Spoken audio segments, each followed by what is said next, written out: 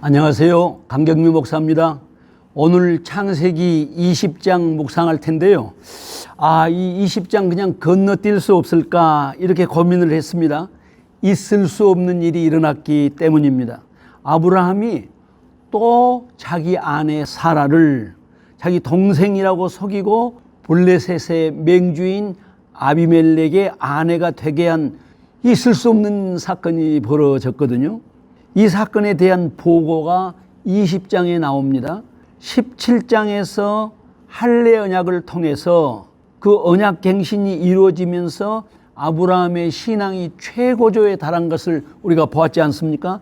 18장에서는 천사들이 내려와서 내년 이맘때 내 아내 사라가 아들을 갖게 될 것이다, 이렇게 고지했고, 그 고지를 아브라함도 사라도 굳게 믿지 않았습니까?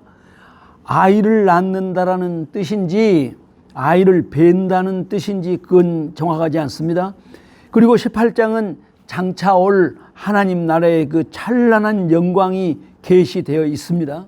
그리고 19장은 장차 올 하나님 나라의 영광과 아주 극적으로 대조되고 있는 소돔과 고모라에 대한 진멸, 그 심판이 이루어졌지 않았습니까? 상황이 매우 긴박하게 돌아가고 있었습니다. 21장에 드디어 약속의 아들 이삭이 태어납니다. 그 중간에 이 20장이 있거든요. 그런데 이 20장에서 정말로 엉뚱한 사건이 소개되고 있잖아요. 아브라함이 소돔의 심판을 예고한 그 천사들과 헤어진 다음에 좀 더 남방으로 내려갔습니다. 그것은 블레셋 땅으로서 아비멜렉이라는 강력한 왕이 통치하고 있는 땅이었습니다. 아브라함은 거기서 다시 한번 아내 사라를 동생이라고 속입니다. 사라가 탁월한 미인이었던 것만은 확실한 것 같아요. 사라는 거기서도 아비멜렉의 후궁으로 불려갔습니다. 후궁의 명단에 이미 기재가 됐습니다. 이 대목에서 하나님은 매우 긴급하게 개입하십니다. 그날 밤 아비멜렉에게 현몽하여 말씀하셨습니다. 내가 이 여인을 가까이 하면 너는 죽게 될 것이다. 이 여인은 남편이 있는 여인이다. 다행히 그때까지는 아비멜렉이 사라를 가까이 하지 않았습니다. 아비멜렉도 당당하게 하나님께 말씀했습니다. 하나님은 의로운 자도 멸하시나이까? 그가 나에게 이 여자는 내 누이라고 했고 그 여인도 이 남자는 내 오랍이라 하였나이다.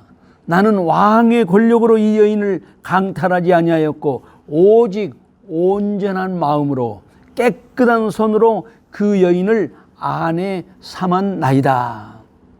이 아비멜렉의 호소는 매우 진실한 호소였습니다.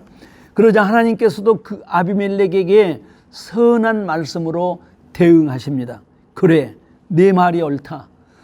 나도 너를 안다. 그래서 나도 내가 범죄하지 않도록 개입하였느니라.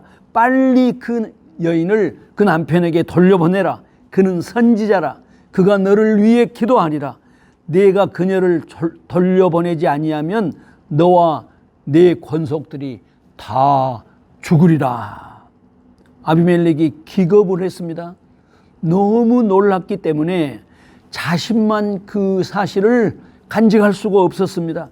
일어나자마자 신하들을 불러서 어젯밤 그가 경험했던 특별한 사건에 관해 자초지종 이야기를 했습니다. 그 이야기를 들었던 사람들 흥미진진했을까요? 아닙니다. 그 이야기를 들은 사람들이 심히 두려워했다고 성경은 증언합니다. 심히 두려워했습니다. 아비멜렉과 그 권속들이 현명하여 말씀하신 하나님 이야기를 듣고 심히 놀랐다. 아브라함이 이런 소식을 들었을 때 어떤 생각을 했을까요? 저들이 두려워한 하나님을 나는 진정 두려워하지 않고 있었구나. 이런 반성했지 않았겠습니까? 하나님을 경외하지 않은 사람의 신앙은 유아적인 신앙일 뿐입니다. 다음은 아비멜렉이 아브라함을 불러서 따집니다. 하나님을 잘 알지 못했던 사회에 속한 아비멜렉의 책망은 역설적이게도 매우 성경적인 내용을 담고 있습니다. 이제 이런 것을 우리가 일반 은총의 영역에서 수여된 하나님에 대한 바른 지식이다, 이렇게 말할 수 있죠. 아비멜렉이 아브라함한테 꾸짖습니다. 내가 왜 우리에게 거짓말을 하였느냐? 너 때문에 나와 내 나라가 큰 죄를 범할 뻔하였도다. 내가 합당치 않은 일을 행했도다. 내가 무슨 의도로 이런 일을 행했느냐? 꾸지람은 엄중했고 구구절절 옳았습니다. 하나님의 교회, 하나님의 사람들이 깨어있지 아니하면 세상 사람들의 상식에도 미치지 못합니다. 얼마 전에 제가 말씀드렸죠. 4.15 총선의 최대 수혜자는 한국 교회다. 만일 총선 결과가 전광훈 씨가 바라는 대로 나왔다면 정광훈 목사란 사람의 그 터무니없는 주장이 한국 교회의 이름으로 성서적 주장이 되어버리지 않았겠습니까?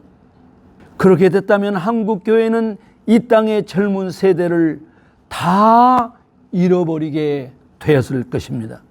한때 한국 교회에서 그렇게 존경받던 김진홍 목사님께서 전광훈을 지지하고 나선 것은 땅을 치고 통곡할 노릇입니다. 전광훈의 억지는 그 매너만 잘못된 것이 아닙니다. 그 주장 자체가 완전하게 반성서적이고 완전하게 반역사적 주장이라는 것은 명백합니다. 논의할 가치조차 없습니다. 하나님을 대표하는 아브라함이 세상을 대표하는 아비멜렉에게 합당한 꾸지람을 듣고 변명합니다. 아주 기가 막힌 변명입니다. 창세기 20장 11절이지요. 아브라함이 이르되 이곳에서는 하나님을 두려워함이 없으니 내 아내로 말미암아 사람들이 나를 죽일까 생각하였음이라. 여러분, 아브라함의 변명의 그 핵심이 뭔가요? 하나님 믿지 않는 세상에서 생존하는 방법은 그들 사회의 기준을 따르는 것이다. 이런 생각 아닙니까? 아브라함의 생각이 일리가 있지요. 그래서 사실은 오늘날까지도 허다한 그리스도인들이 아브라함의 처세술대로, 그 당시 아브라함의 처세술대로 살아가고 있지 않습니까? 그러나 지금은 아브라함 시대가 아닙니다. 아브라함 시대보다 지금이 하나님 나라의 본질이 훨씬 많이 드러나 있다고 말씀드렸죠. 예수님은 말씀하셨습니다. 나로 말미암아 너희를 욕하고 박해하고 거짓으로 너희를 거슬러 모든 악한 말을 할 때 너희에게 복이 있나니 기뻐하고 즐거워하라. 하늘에서 너희의 상이 큼이라. 너희 전에 있었던 선지자들도 이같이 박해하였느니라. 이 말씀을 하신 다음에 너희는 세상의 소금이다, 너희는 세상의 빛이다라는 그 놀라운 말씀을 하셨던 것입니다. 그러니까 그리스도인들은 따로 사는 공동체, 자기들끼리만 살아가는 개토화된 공동체가 아니라 세상 속으로 들어가서 세상을 변화시키는 씨앗이라는 것이 분명하게 드러나죠. 아브라함의 생각은 그 속에서는 그 사람들 관습대로 사는 것이 몸보신하는 최선이다, 이런 생각을 일시적으로 가졌던 거지요. 아브라함의 생각이 틀린 것은 분명합니다. 그런데 우리 하나님은 거기서 아브라함을 어떻게 인도하셨나요? 이 대목의 이제 해석이 참 아슬아슬한 대목입니다. 잘못 해석하면 하나님 뜻을 아주 크게 왜곡할 수 있기 때문입니다. 먼저 이 사건이 일어난 시기가 언제입니까? 할례 언약, 하나님 나라의 비전 제시, 소돔과 고모라의 심판, 그리고 사라가 잉태하기 1년 전, 이런 엄중한 시기에 일어난 엉뚱한 사건이었죠. 그래서 어떤 학자들은 창세기의 기록이 순차적으로 되어 있는 것은 아니다. 아마도 창세기 20장 사건은 그 할례 언약 훨씬 이전에 일어난 사건이었을 것이다. 이렇게 주장하기도 합니다마는 전혀 자연스럽지 않죠. 아브라함의 실수는 일어나서는 안 되는 실수였습니다. 인간에 대한 절망을 상징하는 사건이기도 할 것입니다. 그러나 하나님의 대응 방식은 무엇이었습니까?